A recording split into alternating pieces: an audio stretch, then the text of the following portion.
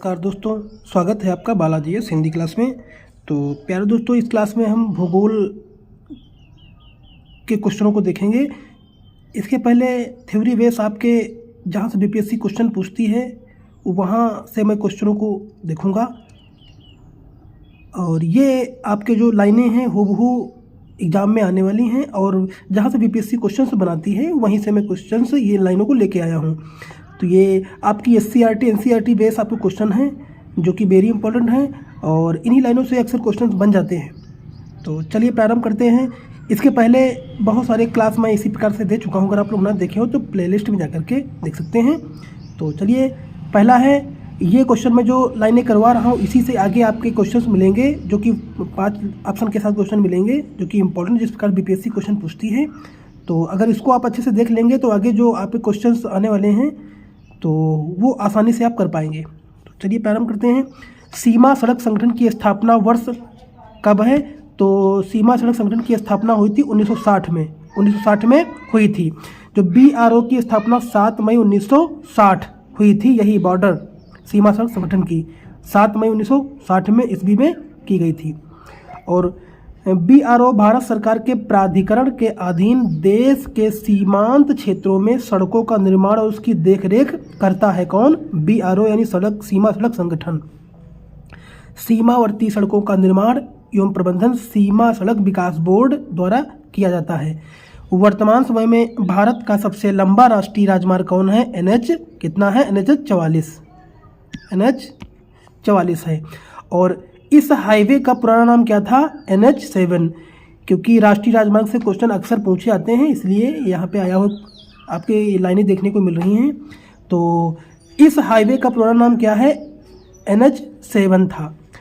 NH44 में जवाहर सुरंग स्थित है। यह राजमार्ग श्रीनगर से जम्मू होते हुए कन्याकुमारी तक जाती है दोस्तों। और स्वर्णिम चतुर्भुज योजना के अंतर्गत 4 महानगरों दिल्ली, मुंबई, चेन्नई और कोलकाता, दोस्तों इंपॉर्टेंट है ये लाइन, इससे क्वेश्चन बन जाता है। स्वर्णिम चतुर्भुज योजना के अंतर्गत कौन से 4 महानगर आते हैं? तो दिल्ली, मुंबई, चेन्नई और कोलकाता को जोड़ा गया है।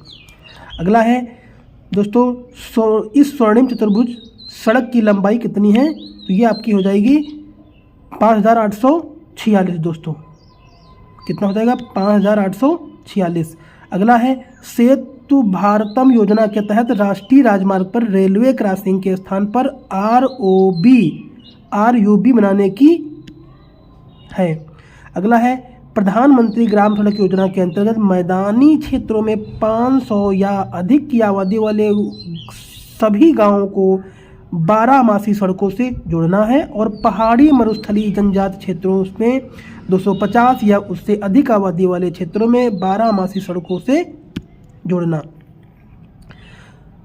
जोड़ना है। छोटा नागपुर क्षेत्र के मुंडा और संथाल महुआ पेड़ की पूजा करते थे। कौन करते थे महुआ की पूजा? छोटा नागपुर क्षेत्र के मुंडा और संथाल करते थे। छोटा नागपुर क्षेत्र के मुंडा और संथाल जनजाति द्वारा महुआ और कदम के पेड़ों की भी पूजा करते थे। अगला है उड़ीसा और बिहार की जनजातियों विवाह समारोह के दौरान इमली और आम के पेड़ की पूजा करते थे। कौन? उड़ीसा और बिहार में। और बिहार के मिथिला क्षेत्र में विवाह के अवसर पर आम और महुआ पेड़ों की पूजा करते हैं। बिहार के मिथिला क्षेत्र में उपनयन संस्कार के दौरान बांस की पूजा करते हैं। दोस्तों इंपॉर्टेंट है ये सारे लाइनें। वट सावित्री पूजा विवाहित महिलाओं द्वारा की जाती है, और वट वृक्ष बरगद वृक्ष का अन्य नाम है। अगला है अविवाहित लड़की तुलसी पूजा करती हैं, और भारत का 27% क्षेत्रफल पठार से आच्छादित है, और भारत के कुल क्षेत्रफल के 10.7% भाग पर उच्च पर्वतीय श्रेणियां हैं, और इसके 18.6% भूभाग पर पहाड़ियां फैली हैं। अगला दोस्तों है इसके 43% भूभाग पर विस्तृत मैदान का विस्तार है, और भारत का क्षेत्रफल 32,87,263 वर्ग किलोमीटर है। भारत का क्षेत्रफल संपूर्ण विश्व के क्षेत्रफल का 2.4% है, और भारत का उत्तर से दक्षिण में विस्तार कितना है? 3,214 किलोमीटर, और इसके पूर्व से पश्चिम में विस्तार 2933 किलोमीटर है। भारत की सीमा स्थल सीमा की लंबाई लगभग 15,200 किलोमीटर है। अब अगला है बांधवगढ़ राष्ट्रीय उद्यान मध्य प्रदेश राज्य में स्थित है। बांधवगढ़ कहाँ है? मध्य प्रदेश में है। अब कुछ नेशनल पार्क और उसके राज्य देख लेते हैं। नामदफा राष्ट्रीय उद्यान कहाँ है दोस्तों? नामदफा अरुणाचल प्रदेश में है। और पापीकोंडा राष्ट्रीय उद्यान कहाँ दोस्तों? आंध्र प्रदेश में है। रानी झांसी मैरीन राष्ट्रीय उद्यान कहाँ दोस्तों है? ये आपका अंडमान और निकोबार द्वीप समूह में है। अगला आपका है भीतरकनिका राष्ट्रीय उद्यान, ये आपका जो है उड़ीसा में पड़ता है। और बांदीपुर राष्ट्रीय उद्यान ये कर्नाटक में पड़ता है दोस्तों। और मुर्गवाड़ी राष्ट्रीय उद्यान ये तेलंगाना में पड़ता है। अगला है कलेश्वर राष्ट्रीय उद्यान, ये दोस्तों हरियाणा में पड़ता है। ये उद्यान है, इससे क्वेश्चन बनते हैं दोस्तों, इसलिए इसको ध्यान से देख लेना। अगला दोस्तों है भारत के मध्य प्रदेश राज्य में सबसे अधिक वन क्षेत्र हैं। मध्य प्रदेश में सबसे अधिक वन क्षेत्र हैं। और सबसे कम वन क्षेत्र वाला राज्य कौन सा है? हरियाणा है, पंजाब है और गोवा है। भारत में सर्वाधिक वनावरण प्रतिशत वाला राज्य कौन है? मिजोरम है, जो कि 84.53% है। ISFR 2021 के अनुसार देश में कुल मैंग्रोव वन 4,992 वर्ग किलोमीटर है। देश के पश्चिम बंगाल राज्य में सबसे अधिक मैंग्रोव वन क्षेत्र है। अगला है देश में कुल वनावरण 7,13,789 वर्ग किलोमीटर है। वन्य जीव अभयारण्यों का सीमांकन संरक्षण रणनीति में सीधे तौर पर सामुदायिक भागीदारी शामिल नहीं है। और भारतीय वन्य जीव संरक्षण अधिनियम 1972 में लागू हुआ था। कब? 1972 में लागू हुआ था। और अपिको आंदोलन 1980 के दशक में पांडुरंग हेगड़े के नेतृत्व में उत्तरी कन्नड़ जिले कर्नाटक में हुआ था। अगला दोस्तों है बीज बचाओ आंदोलन 1980 के दशक के अंत में विजय जरधारी, धूम सिंह नेगी और कुंवर प्रसून सिंह के नेतृत्व में प्रारंभ हुआ था। दोस्तों SCERT के ये लघु लाइनें हैं, इससे क्वेश्चन हमेशा बनते हैं। और इंपीरियल फॉरेस्ट डिपार्टमेंट की स्थापना 1864 ईस्वी में की गई थी। और प्रथम भारतीय वन अधिनियम 1865 ईस्वी में लाया गया। भारत में प्रथम राष्ट्रीय वन नीति 1894 ईस्वी में बनाया गया। और स्वतंत्र भारत में प्रथम वन नीति 1952 में लाया गया। सरदार सरोवर बांध नर्मदा नदी पर बनाया गया है। अगला है माता टीला बांध कहाँ है दोस्तों? ये आपका कहाँ है? बेतवा नदी उत्तर प्रदेश में है। रणजीत सागर बांध रावी नदी पंजाब में है। और अलमाटी बांध दोस्तों कढ़ना नदी पर है। मीरा कुंड बांध ये महानदी उड़ीसा में है। और तिलैया परियोजना बराकर नदी झारखंड में है। और बाण सागर परियोजना दोस्तों सोन नदी मध्य प्रदेश में है। भारत के राजस्थान राज्य में वर्षा जल को पलार पानी कहा जाता है। कहाँ? राजस्थान में। अगला है राजस्थान में पीने का जल एकत्रित करने के लिए छत वर्षा जल संग्रहण का तरीका आम है। कहाँ? राजस्थान में। राजस्थान के जैसलमेर जिला में खादीन और अन्य खेतों में जोहर इसके उदाहरण हैं। राजस्थान के बीकानेर, फलोदी और बाड़मेर में लगभग हर घर में पीने का पानी संग्रहित करने के लिए भूमिगत टैंक अथवा टांका हुआ करता है। मेघालय की राजधानी शिलांग में छत वर्षा जल संग्रहण प्रचलित है।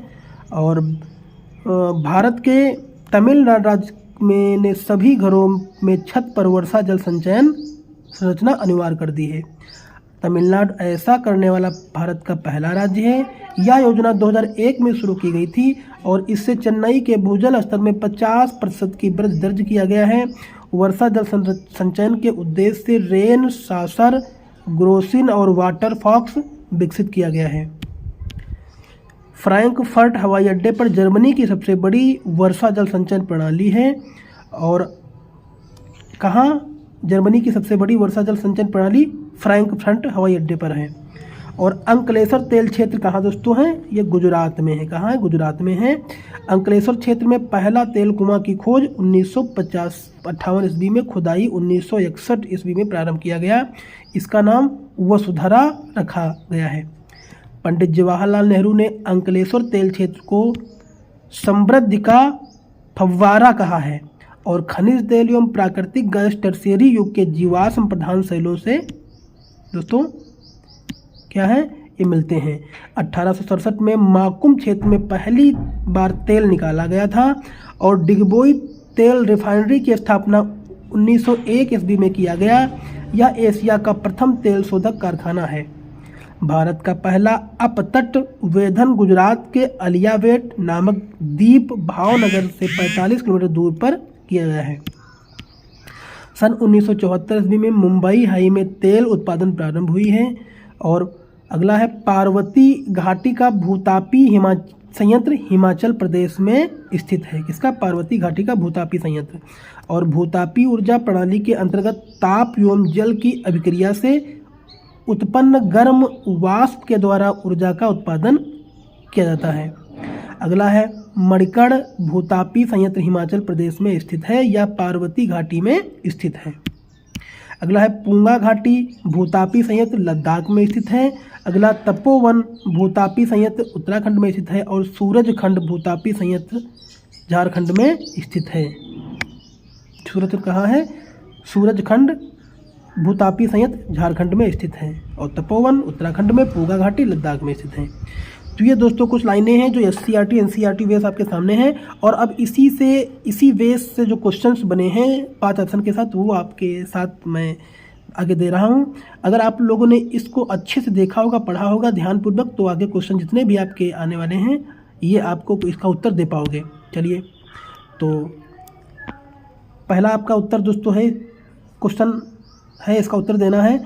सीमा सड़क संगठन की स्थापना किस वर्ष हुई थी? सीमा सड़क संगठन की स्थापना किस वर्ष हुई थी?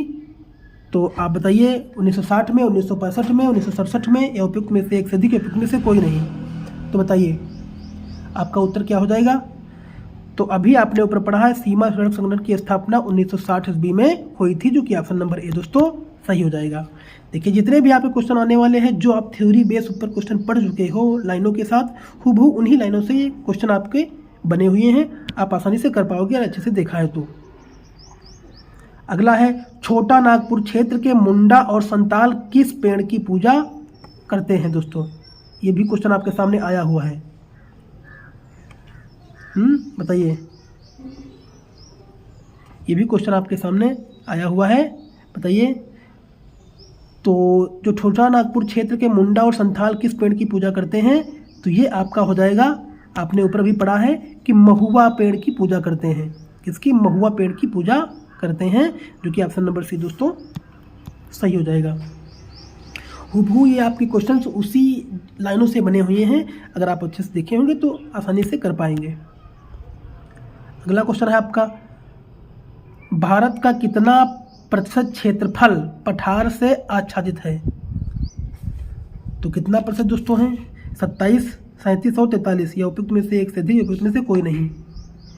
तो ये आपका उत्तर दोस्तों हो जाएगा, ये आपका हो जाएगा 27% क्षेत्रफल पठार से आच्छादित है, जो कि ऑप्शन नंबर ए दोस्तों सही हो जाएगा। चलिए अगला देखते हैं।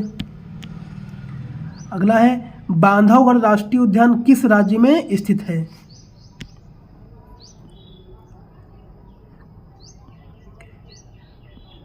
किस राज्य में स्थित है बांधवगढ़?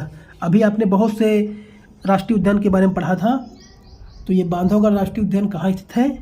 तो आप जानते हैं कि बांधवगढ़ राष्ट्रीय उद्यान जो आपका उत्तर प्रदेश में है, या मध्य प्रदेश में, या राजस्थान में, या उपयुक्त में से एक से अधिक, या उपयुक्त में से कोई नहीं।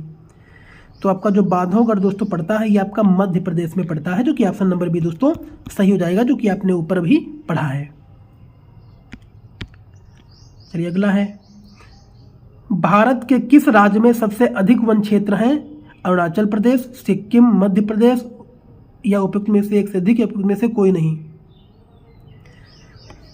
ये भी अभी आपने ऊपर पढ़ा है कि भारत के अरुणाचल प्रदेश में है, या सिक्किम में है, या मध्य प्रदेश में। तो अभी आपने ऊपर पढ़ा है कि मध्य प्रदेश में सबसे अधिक वन क्षेत्र है, फल है भारत का, मध्य प्रदेश जो सबसे अधिक वन क्षेत्र है। तो आपका ऑप्शन नंबर सी दोस्तों सही हो जाएगा। अगला है निम्नलिखित में से किस संरक्षण रणनीति में सीधे तौर पर दोस्तों सामुदायिक भागीदारी शामिल नहीं है? संयुक्त वन प्रबंधन, बीज बचाओ आंदोलन, वन्य जीव अभयारण्यों का सीमांकन, या फिर उपयुक्त में से एक से अधिक, उपयुक्त में से कोई नहीं? बताइए। तो आपका उत्तर दोस्तों क्या हो जाएगा? तो आपका उत्तर हो जाएगा वन्य जीव अभयारण्यों का सीमांकन, ये शामिल नहीं है। बाकी आपका जो है संयुक्त वन प्रबंधन ये भी शामिल है, बीज बचाओ आंदोलन ये भी शामिल है, और यही आपका शामिल नहीं है। यहाँ बात की जा रही है कि नहीं, भागीदारी शामिल नहीं है, तो इसी का भागीदारी शामिल नहीं है। तो आपका उत्तर दोस्तों ऑप्शन नंबर सी दोस्तों सही हो जाएगा। अगला है सरदार सरोवर बांध किस नदी पर बनाया गया है? तो जो सरदार सरोवर बांध दोस्तों है गेस करिए, ये जो बनाया गया है दोस्तों सरदार सरोवर बांध, ये आपका बनाया गया है नर्मदा नदी पर। नर्मदा नदी पर बनाया गया है, जो कि ऑप्शन नंबर बी दोस्तों सही हो जाएगा, सरदार सरोवर बांध। चलिए अगर देखते हैं भारत के किस राज्य में वर्षा जल को पलार पानी कहा जाता है? तो 90 का हो जाएगा दोस्तों हरियाणा, पंजाब, राजस्थान, या उपयुक्त में से एक से अधिक, उपयुक्त में से कोई नहीं। तो राजस्थान को जो है पलार पानी कहा जाता है, जो कि ऑप्शन नंबर सी दोस्तों सही हो जाएगा। भारत के किस राज्य में सभी घरों में छत पर वर्षा जल संचयन